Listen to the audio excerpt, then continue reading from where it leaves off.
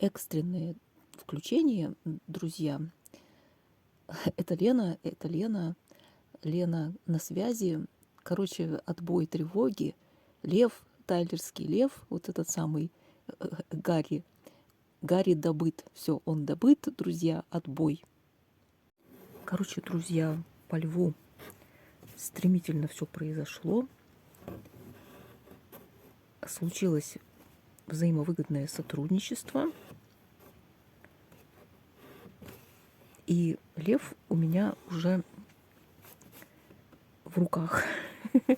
Ну, еще в виде PDF пока. Очень быстро все устроилось, просто мгновенно. Поэтому эта мечта прямо уже не то, что в дверь стучится, а уже расселась у меня в кресле тут. Здорово, да? Не знаю, я не буду раскрывать детали сотрудничества, но это взаимовыгодное сотрудничество. То есть это не то, что мне подарок сделали, нет. Это было хорошо и тому, кто прислал, и мне, и все справедливо, все правильно, никаких угрызений совести не будет. Так что на полном основании совершенно законно. Именно тот самый тайлерский лев.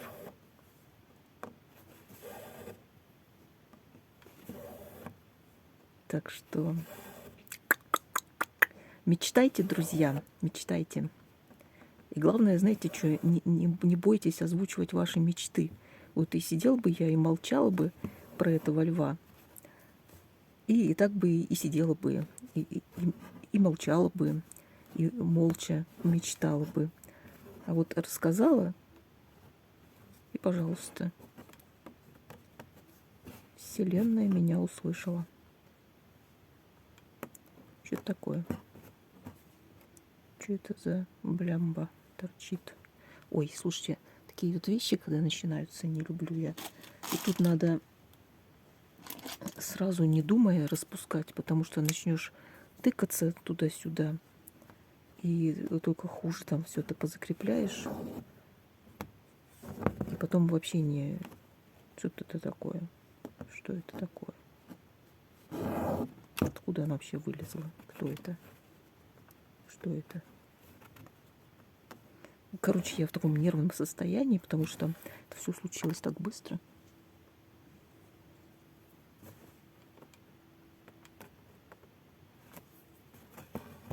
Куда вот она вылезла? Ну, короче, друзья, все. Я только хотела вам сказать, что отбой тревоги, что лев у меня в руках. Буду теперь распутывать эту вот ситуацию. Ладно, тут вставочка небольшая. У меня вот здесь в вазочках, видите, что они несимметричные вазочки, да? Видите? И я не вижу, а они несимметричные. Так вот, в вазочках у меня дырочки вот эти в центре. И мне хочется сюда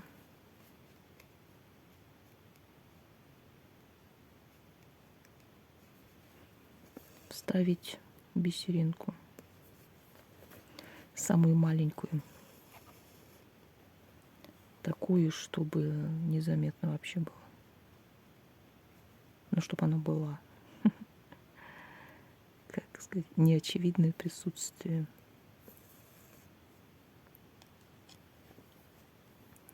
Вот они какие малюсенькие. Видите?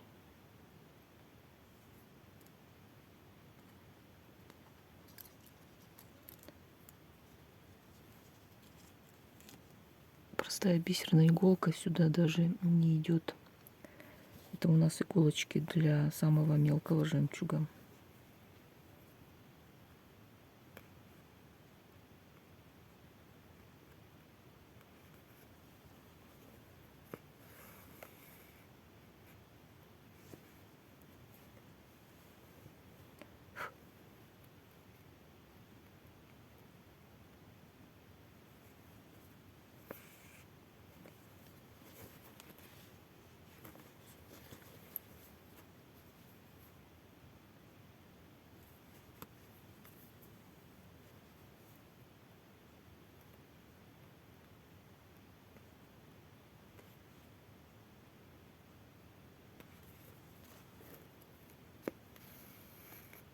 Шелковой ниточкой пришиваю. Другая в эту иголочку не выходит. Ну, смотрите, его практически нет, но он есть.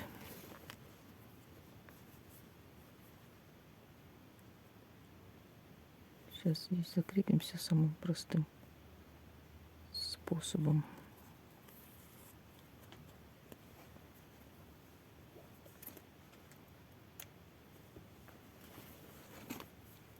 Двойная ниточка, чтобы понадежнее. Маленький узелок на конце.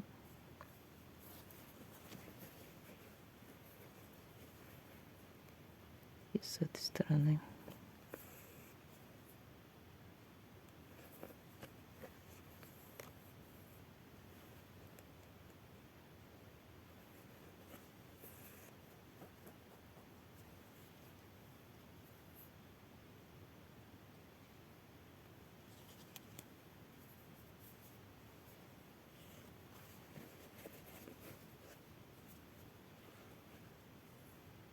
Вообще, вот я смотрю на эти льны, которые люди вышивают. Они такие какие-то тонюсенькие. Вообще просвечивают насквозь. А мой домоткан еленище. Какой толстенький. Тут хоть что делай на изнанке. Ничего не будет видно.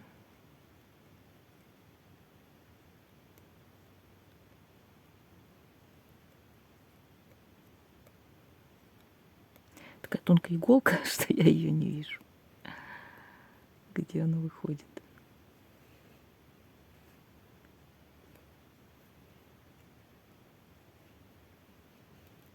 Выходит ли она где надо? Она же должна выйти строго в уголке.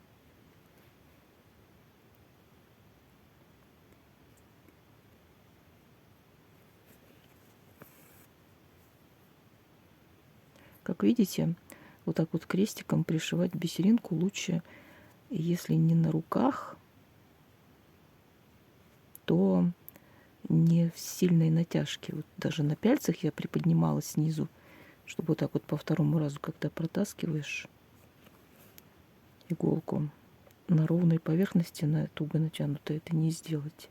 А когда вот так вот немножко выпуклишь ее, тогда есть возможность такая. Мне не надо, чтобы эта бисеринка потерялась, поэтому я ее закреплю хорошенько. Потом обрежу тут лишние. Какие-то хвостики висят. И еще у меня тут есть вот такая штучка. Это я хочу вот сюда вставить. Здесь немножко такой есть сиреневатый отлив.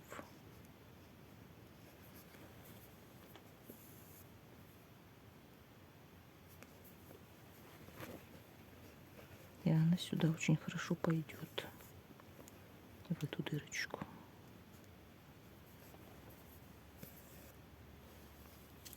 Ну, тут мы прямо возьмем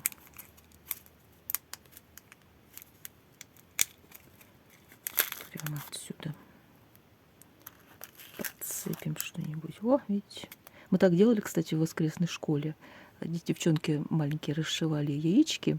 И у нас такая была бадья с разнообразным бисером, просто в смесь высыпанная.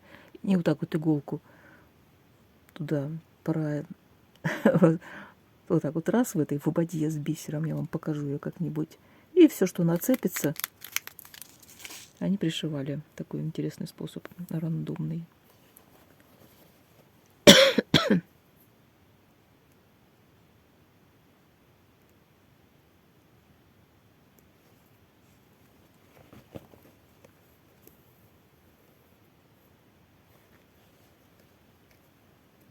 Ну, это, конечно, да, в такого типа примитив пришивать бисером.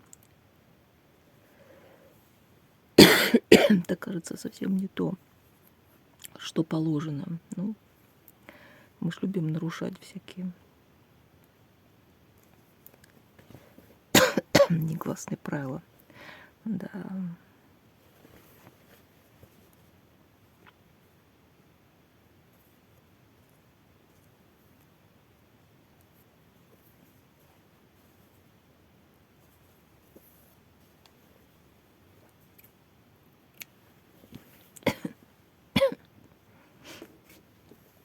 Так закашляла, что аж слезы из глаз потекли. Вот такая коробочка у нас интересная. Есть. Ой, посмотрите на это. Посмотрите. Посмотрите на это. Ай, красота.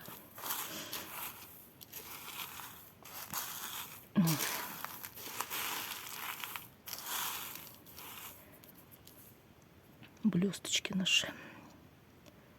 Вот такими блесточками зашивали практически всю поверхность. Шили мы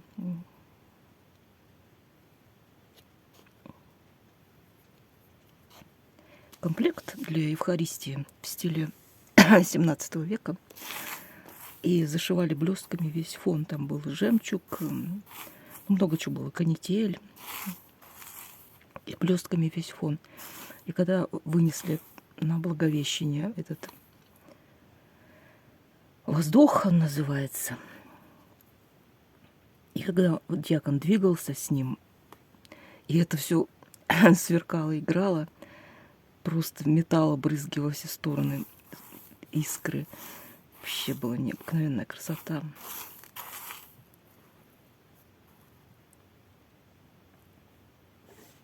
А почему они так ссыпаны?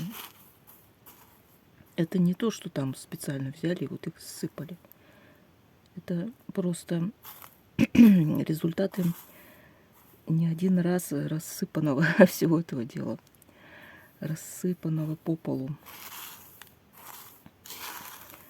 Пару раз у меня маленькая дочка, младшая, добиралась до бисерной коробки и рассыпала все это хозяйство по полу здесь, на чердаке. Второй раз вообще было. Мало того, что она рассыпала кучу бисера, просто кучей, она еще и вылила сверху акриловую краску золотую. Поэтому тут некоторые бусинки даже еще золотые, золотом покрашены. Вот, видите? Вот видите. Я когда это зашла туда, поднялась на 3-й этаж и увидела это, я просто развернулась молча и ушла вниз. И муж с детьми, с остальными ползали и собирали все это. И потом еще долго-долго выбирали вот эти всякие соринки. До сих пор еще, вот видите, еще какие-то палочки, щепочки.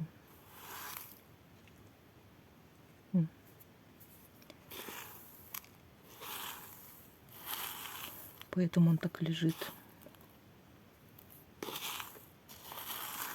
Ну, здорово, да? Когда я была маленькая, у меня был такой сундучок золотой, и я в него складывала всякие сокровища.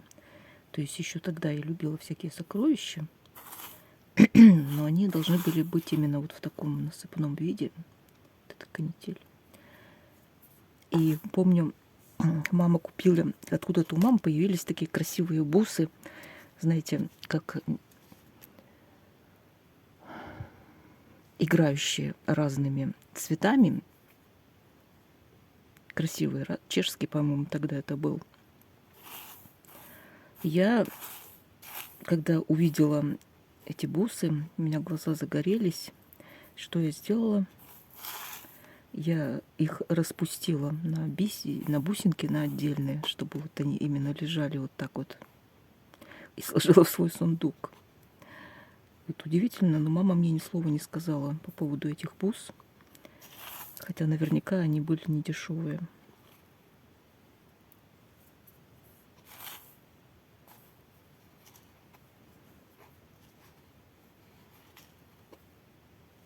Мама у меня вообще, конечно,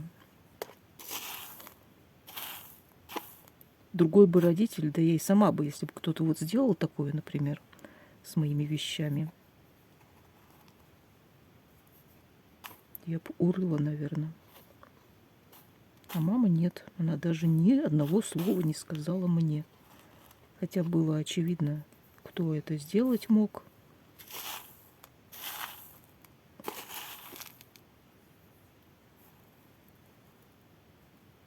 Даже семечки. Фу, какие они вон.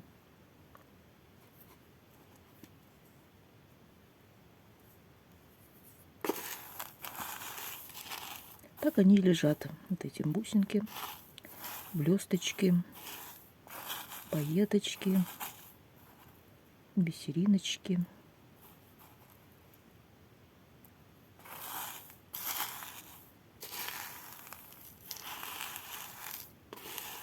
Красота.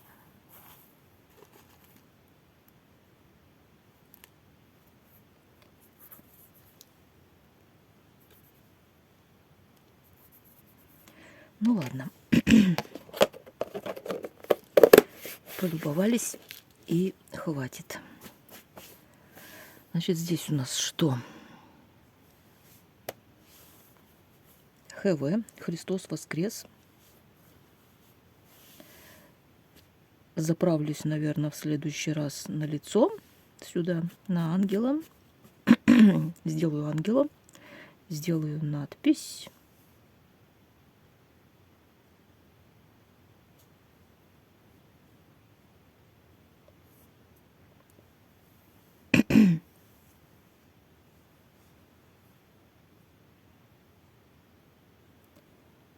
Сделаю надпись. Кажется, что... Да, ну ладно. Сделаю надпись, а потом закончу вот этот бордюрчик и все. Как видите, тут я... Вот здесь вот эти штучки черные, они кончаются просто... Они не соединяются там на картинке, не соединяются с вазой. Они как бы... У меня где-то напоминают червяков, их концы дождевых. И поэтому я их тут укоренила. Что еще? Цветочки вот эти разные, несимметричные, если присмотреться. О, можно было мыши сделать глаза бисерные. Ладно, не будем. Вот ниточки, которые использовались. Теперь по поводу котов. Котики. Фу, что-то блестит. Ну, смотрите. Вот еще такой кусочек. Эти коты готовы. Вот тут вот мелкий бисер пришит, видите? Вот он. Не знаю, видно его или нет. Совсем миленький-примиленький в глазках, носик и в тарелочке. Моя дерюшка. Тоже толстенький довольно-таки лен, не просвечивающий, непрозрачный. Вообще нравится. Да, ну смотрите. Сейчас я помещу сюда третьего кота. Кстати, я нашла и четвертого кота у них. Поставлю картиночку.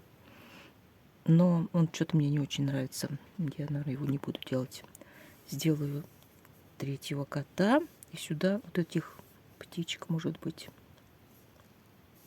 И все, чтобы с этим кусочком закончить. Главное в таких случаях оставляйте достаточное расстояние. А то когда люди увлекаются на одном куске, разные вещи вышивают, потом оказывается, что они слишком близко сошлись. Вырезать невозможно. Поэтому надо сразу вот так хорошенечко отступить. Тут где-то будет кот. А здесь птички. Ну, вот он мне нравится такой скромненький. Глазки у него что только в разные стороны.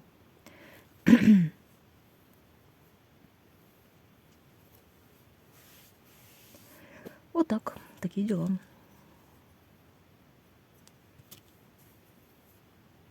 Что я дальше буду делать? Дальше. Так, это пока я откладываю. И сейчас, наверное, надо мне пошить этих котов. Здесь пока повожусь, насколько возможно, с нижним краем. И потом потихонечку. Вот это тоже неудобно. Вот смотрите, мало получается. Никак его не... Получается, что делаешь, вот видишь, доступный кусочек в пяльцах, да, и всего там. Сложно. Это неудобно, конечно. Надо все-таки делать большие отступы. Ай, особенно те, кто вот собирают наборы, вот эти производители всякие. Я не знаю, у кого там как с этими с запасами по краям, но в большинстве почему-то кладется так, что мало. А жалеют они. Жалеют они. Хотя бы от себя, когда сам делаешь, надо все-таки позаботиться о том, чтобы запас по краям был нормальный. Достаточный, чтобы это можно было впялить в пяльце. Все, больше мне вам тут пока нечего показать. Вот, смотрите, какая штучка. Это мой бисерный проект. Когда-то я увлеклась, у меня была, мне хотелось сделать, там была такая коробочка, то есть вот это несколько таких частей, плюс крышка составная, и все это должно было быть шкатулочкой. Но мне хватило только на одну часть, и я ее сделала вот в таком виде. Видите, все вручную. И она мне служит магнитиком у девочки. Магнитиком у девочки. Вот есть такая штучка. Тоже из нее можно сделать магнитик. Это из Северодвинска. Это вот шерсть северного оленя. Это я еще... Это из моих сокровищ, кстати. Это кто-то из детей из моих уже выгрыз. Или кто, или что. Может, это мышь. Как-то выгрызано странно. Короче, вот из него тоже можно сделать магнитик. Смотрите, здорово, да? Пришпандорить вот сюда запросто. Надо заняться. Ну, вот такой вот вам ни о чем включенница. Ну, доложила, что котов вот этих закончила. Еще хотела показать вам вот такой лен интересный. Как вы думаете, можно на нем вышивать? Это кусочек от юбки моей бабушки. Моя бабушка шила эту юбку, когда была молоденькая девочка. Не знаю, ткала ли она сама. Но здесь вот такой меленький каунт получается. Я попробовала на уголке где-то сделать крестик.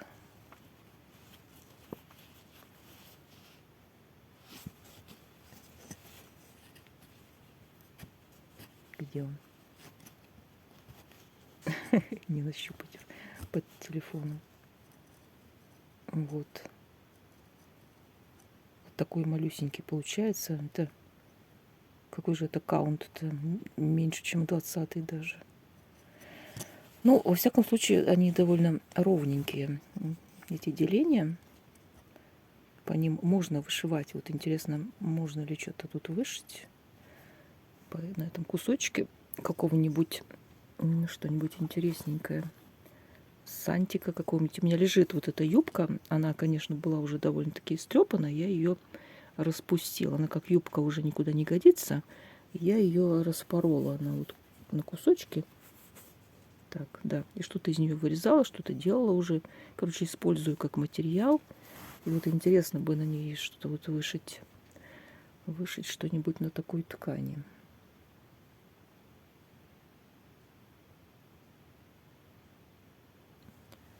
Есть еще вот такая ткань, но она гораздо крупнее, грубее. Это вообще-то на матрасы набивали соломой. Это такая большая штука. Матрас пестриди называется. Видите, это все ткани такого типа называются пестриди. Они вот так вот ткались цветными ниточками. Представляете, они как-то вот красили, вот эти голубенькие, красненькие, черненькие, вот это все коричневенькие. Это ж как-то они красили лен сами. Сами-то даже не было ничего покупных ниток ручного крошения. То есть сами как могли и делали. Надо было собрать лен, его обработать, потрепать, там, расчесать его, там, куделю сделать, потом ниточку, да, на прялочке, ниточку на прялочке на веретено. А потом эти ниточки в ткацкий стан, такой здоровенный ткацкий стан, это он огромный, пол-избы занимает, и соткать ткань. Белая для полотенец и рубах, а вот такая пестрить это для юбок, для матрасов. Да. Но на ней, правда, ничего не... По-моему, она неравномерная.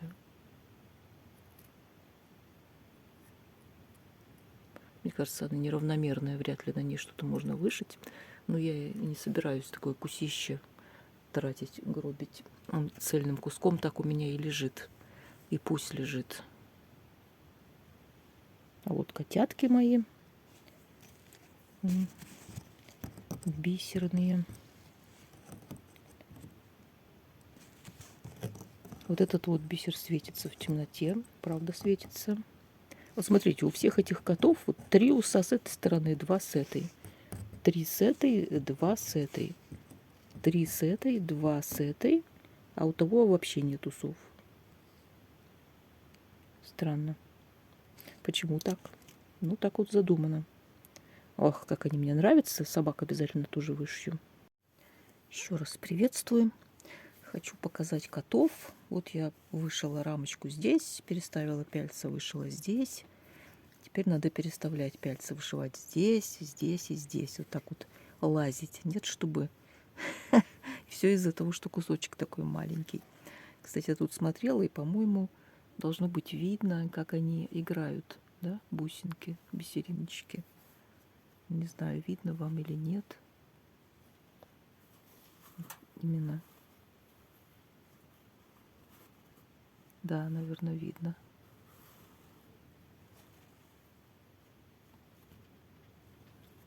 Видно. Красавчики. Да, еще что хотела показать вам. Нашла у себя вот такие ниточки.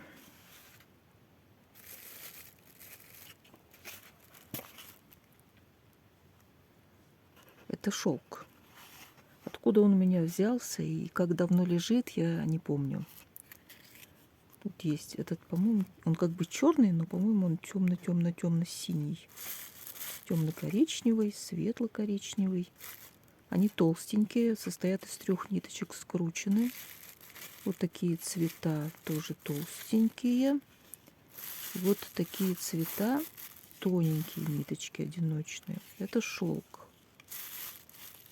То есть я вот такими цветами ничего не вышиваю. Они больно нежненькие. Вот интересно, если их покрасить. 100% силко. Короче, шелк. Да, шелк. Тут вот одна бумажечка свободная. От них я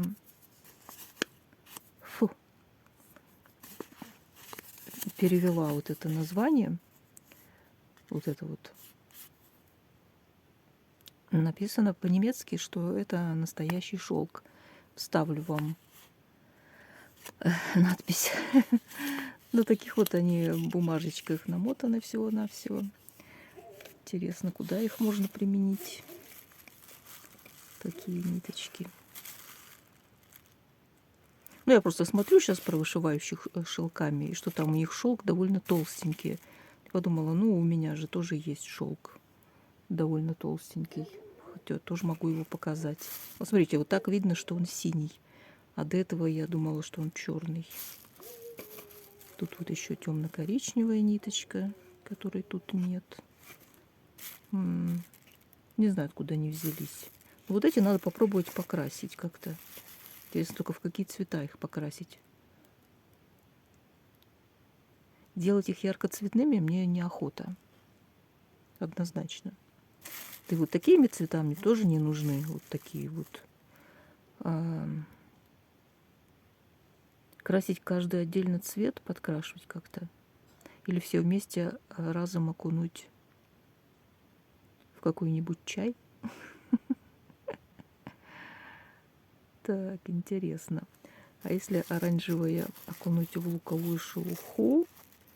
А, вот что, на Пасху, когда будет Пасха близко, я куплю красители для яиц. Это, кстати, очень удобная вещь.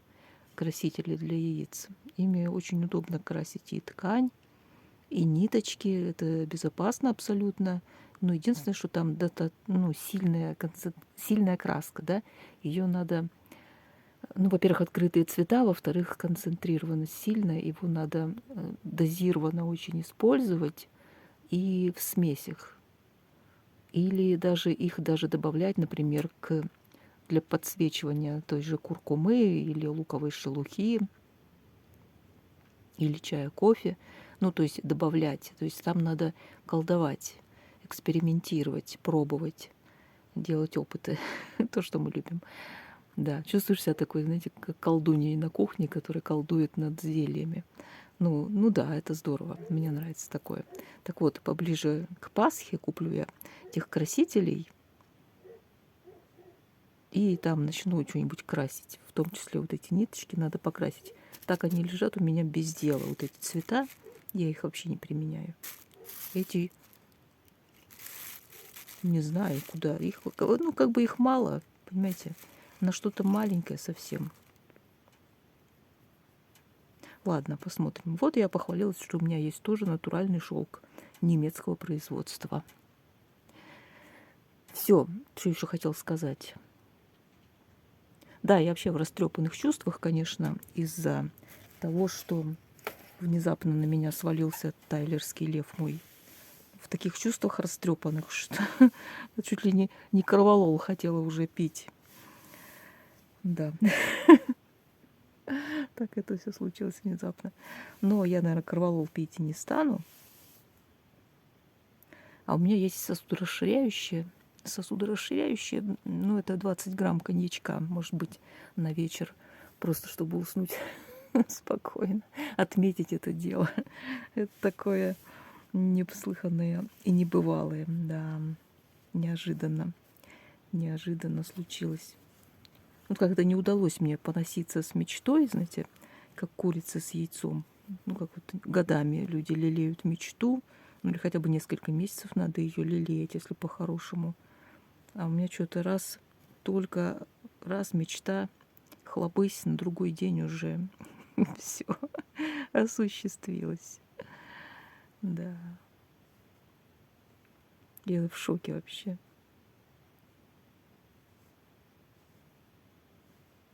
Да. Ну ладно. Красивый, да? Правильно? Ну ладно, друзья, я все буду заканчивать. Я вообще в очень растрепанных чувствах. Поэтому, ну да, это видео мне надо выпустить сейчас, потому что, чтобы никто больше не заботился о том, чтобы как-то мне помочь с этой схемой. Спасибо вам всем, друзья. Прямо от вас очень невероятная поддержка исходит. И просто... Во-первых, знаете, то, что хорошо, что с вами можно поговорить. Вот у меня такая ситуация, когда я начинаю говорить дома, а у мужа такой характер несносный, что он как бы сразу меня перебивает и уводит разговор куда-то в сторону. А с вами я могу изливаться, петь соловьем, и вы меня не перебиваете. Это очень ценно. Очень ценно. А еще у меня есть боязнь публичных выступлений. А с вами я вот так вот. Ну, конечно, поначалу, если смотреть мои первые видео, ну, как у всех, да, мало кто с первых видео начинает выступать как оратор, правильно? Вот. Но, по крайней мере, я стала говорить значительно лучше, чем раньше. Да. Все, да, прощаюсь. До свидания. Спасибо большое всем вам.